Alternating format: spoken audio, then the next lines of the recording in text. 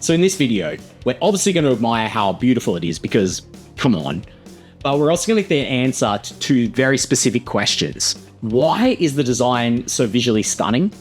And second, what story are all those beautifully designed elements trying to tell us?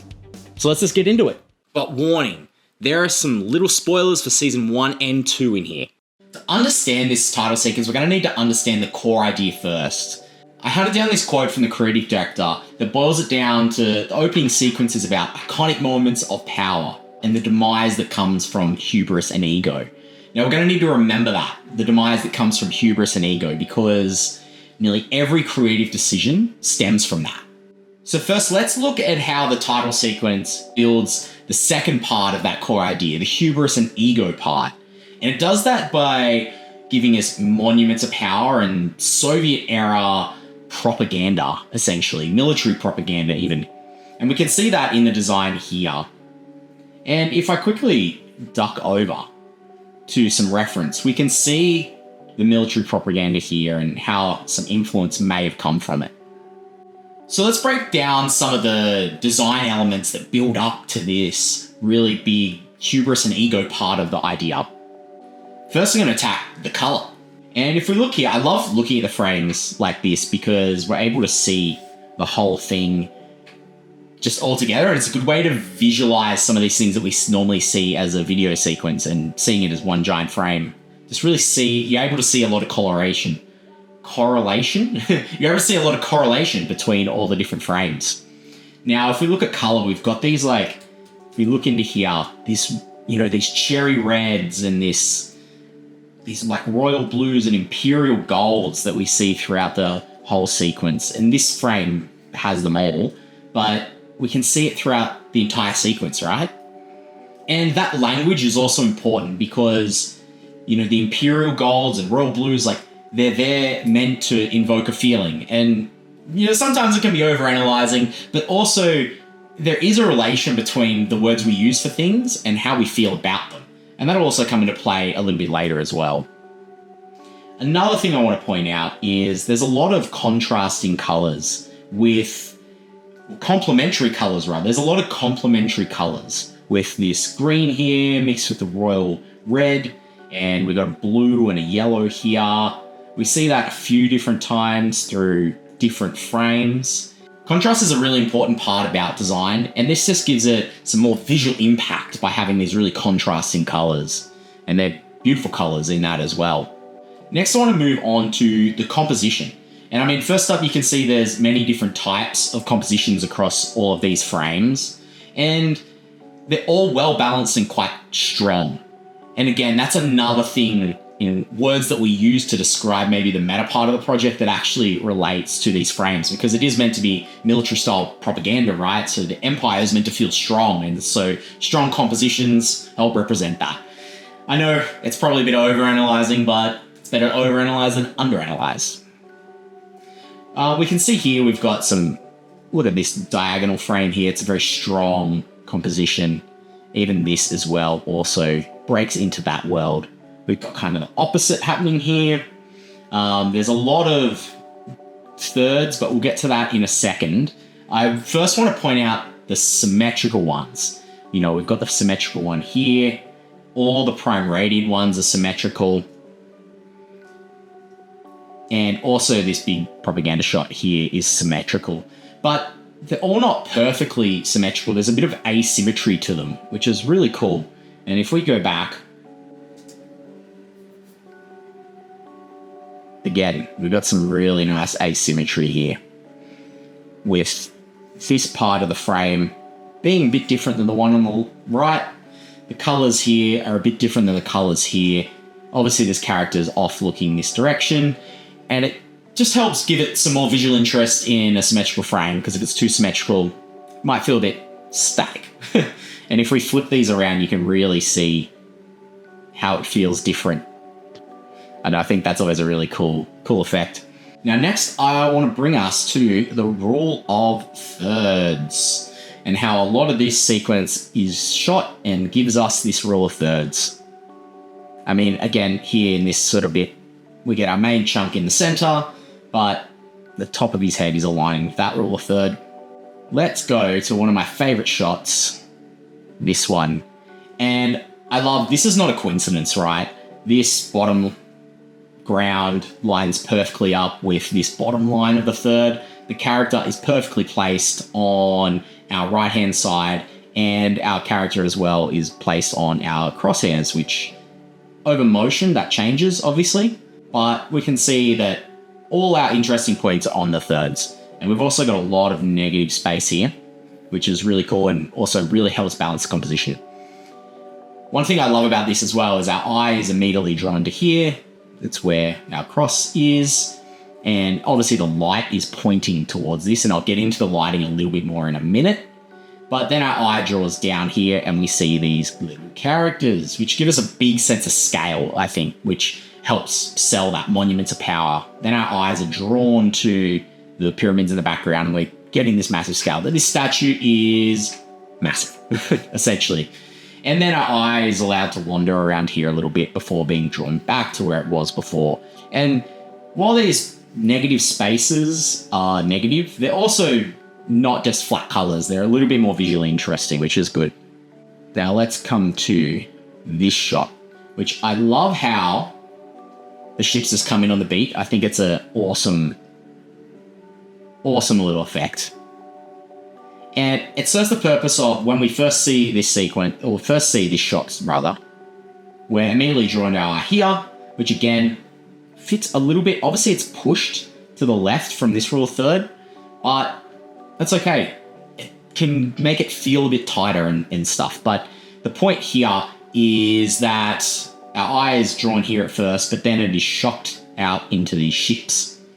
And one thing I want to draw your attention to here is, again, the balancing of this is a lot of our shot is dedicated on here, where a lot of the action is on this part of the frame. But also, if we look, what's really cool is all these guys point towards old mate up here, which is this circle. So our eye starts here, moves through this sequence while they pop on. And then we love looking at things that other things are looking at, and also lines of action shoots us back to our planets, which I think is cool, where there is the most visual contrast as well. We've got this really dark object with the brightness. And another thing I love about this frame is it breaks the frame. So these 2D elements, these ships break the frame, and it gives a sense of depth, but it also makes us feel like there's more to the world than we're seeing. There's just more because things break the frame. And they can be little, but it's definitely a good technique to use. And I love the use of depth of field here. Again, that helps bring our attention back to the planet because we're seeing that it's not in focus, so our attention probably shouldn't be there, and we come back here. Next, I want to jump into lighting.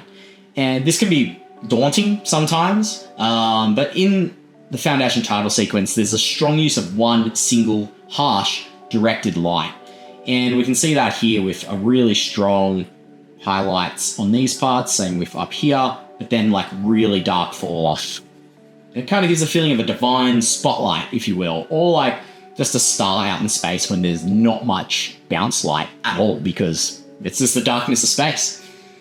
And if we go through other frames here, we can see they all have a strong, harsh shadow with that strong directional light coming from one side. And look, the fall off there is quite dramatic. There's obviously a little bit of bounce light happening here because we're able to see some detail, but it's still strong directional light.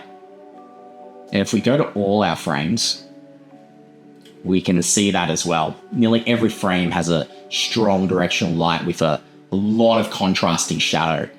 And especially in this one, I mean, we've got a spotlight coming down, which really sells that divine light. And if we go back to our reference as well, we can see that that sort of thing was very common. Like, look at this with these characters here. There's a strong color with the light coming from this direction and a really harsh shadow fall off. That's like the graphical style that these were designed with. Like, look at that.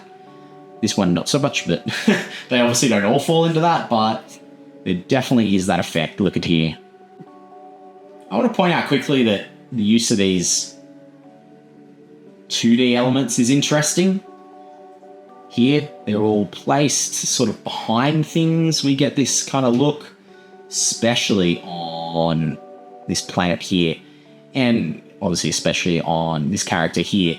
But I think what's really cool there is it kind of like harkens back to the like Renaissance paintings with strong religious figures having like a halo behind it. And this 2D imagery, I feel, is meant to imitate that. It's to give you a sense that these are divine. The Empire is strong and powerful and kind of religious in a sense. And it does that effectively, I think. If we come back to our sequence here and we scroll through it, we can see that only the particles are really moving, and all the other movement that's coming from this sequence, except for the flag, which we're very comfortable with this shot, aren't we? Very familiar. We can see that the only thing that's really moving is maybe these chunks, the particles, and the camera, which again, making these things feel static and strong and powerful and kind of like they've always been there. That's also selling that hubris and ego. Okay. And all of these elements all together, tied up in a little box big box rather, that sells this idea of propaganda and power and, the massive, untouchable empire. But that's only half the story, really, because we know, especially if we watch the show, that the fall of the empire is inevitable, right? And how the show uses the other half of that core idea that I mentioned before, which is the demise part, is through the use of particles. Now, obviously, we can see these particles are pouring off these objects. And that is what is representative of the demise. And I'll get into that now, because it's not just like particles pouring off nothing. If we also look here, the objects are also made up of particles, kind of like compacted sand, cosmic sand, or something like that. And the particles are falling off it, making or giving the idea that the particles are a part of the object and it's falling apart. And we can see in this shot that just on her cheek here, we're in the 3rd season for this timer sequence, that things are starting to crumble. We're removing some of her, these bits are falling out. I mean, this is obviously super evident in this section where we have large chunks, but yeah, these objects are made up of particles, so the particles falling off are also the same thing. This is super obvious in the final shot when we come here and just look. It's like a waterfall of particles just pouring off these objects and they're crumbling. I love this shot though, it's super cool. And also back to the old flag that we know well, that particles are pouring off this flag made of particles, and this one has a lot more energy, which is really cool. Some of them are a little bit slower, but some of them are a bit faster, and I think that's a cool thing that happens with these particles, is there is a little bit of variance between them. Now, this particle motif is kind of what makes this whole sequence feel cohesive and together, because there's kind of a design style that is being used across the whole piece, whether it's for objects or whether it's for particles fly away. And as a designer, that is awesome, because you have a clear direction to go to create things. So you just need to create them out of particles, scatter a heap of particles over it, have particles falling off, and you're pretty much there with the right colors, obviously, and the right composition. But we also know that these particles are representative of something, so we're able to use that idea that maybe the solid objects are the empire and the particles falling off might be the demise of that empire. And metaphorically, this fits really well with this show, because Foundation is told over massive time scales, to the point that we see the demise happen over a long period of time. And it kind of like gives me the idea of, I mentioned cosmic sand before, kind of like a beach.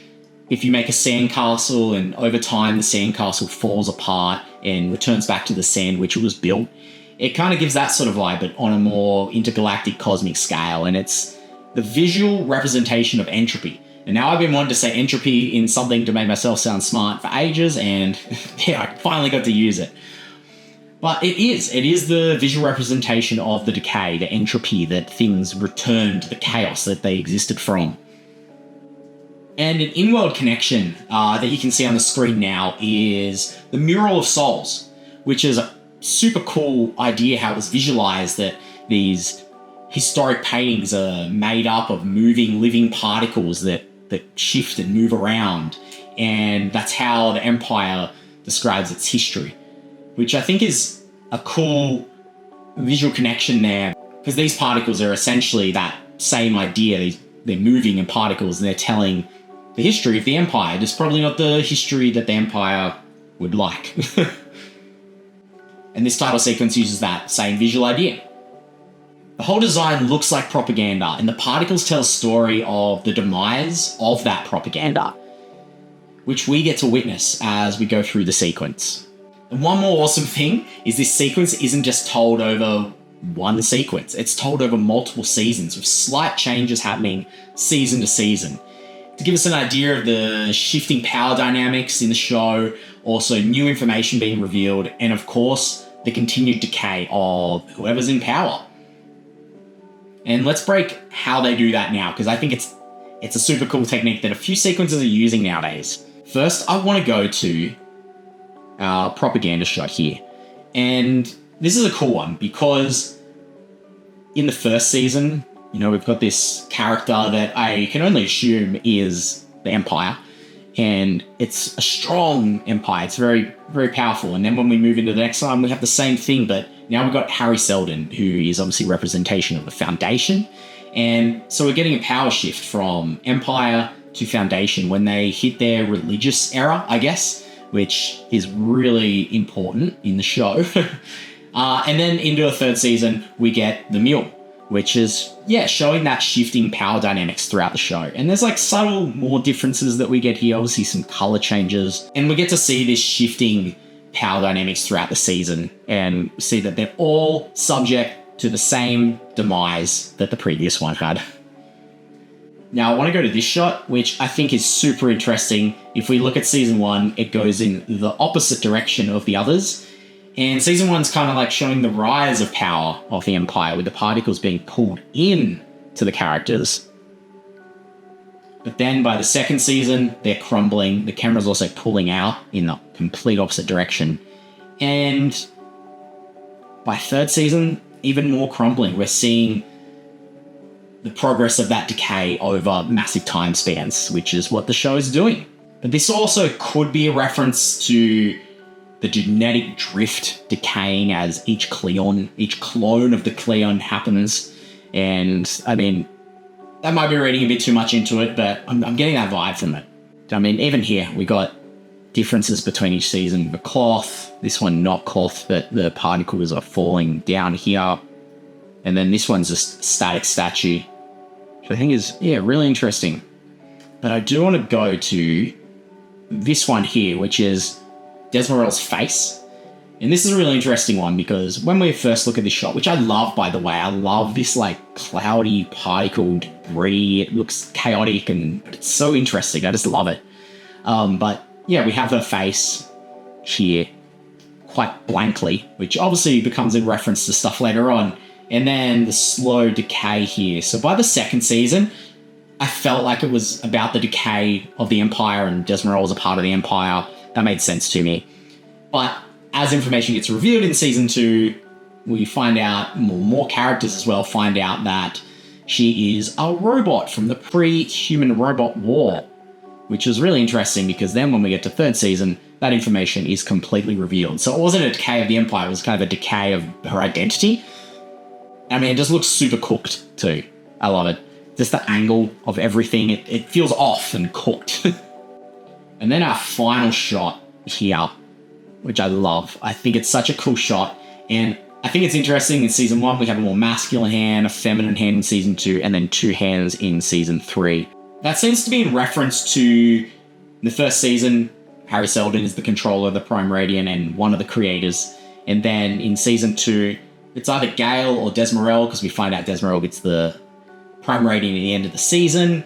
And then by the third season, we've got 2 hands, which is obviously a reference to there being 2 Prime Radiants and Desmorel having one and Gale having the other and controlling it. Which I think is just a cool... When the season 3 one dropped, I was like, I love that. It's such an interesting little detail. And also we get changes to the different ships and things because we're going through time. Which actually, I just want to jump back to our ships here because I thought this was a cool detail as well, that Season 1 was these style of ships, and then I think we jump 50 or 60 years in the future, I can't remember, there's quite a few, and then the Empire's ships look like this, and then when we jump another 100 years in the future, I can't remember exactly, but we get another changing ship. So it's just a cool little detail to show how technology might be adapting over the time as well. So let's go back to our initial question, which was, why is the design so visually powerful? It's not just that because of the cool effects and the pretty particles and the amazing lighting and color. It's like that because the design and the meaning are one and the same.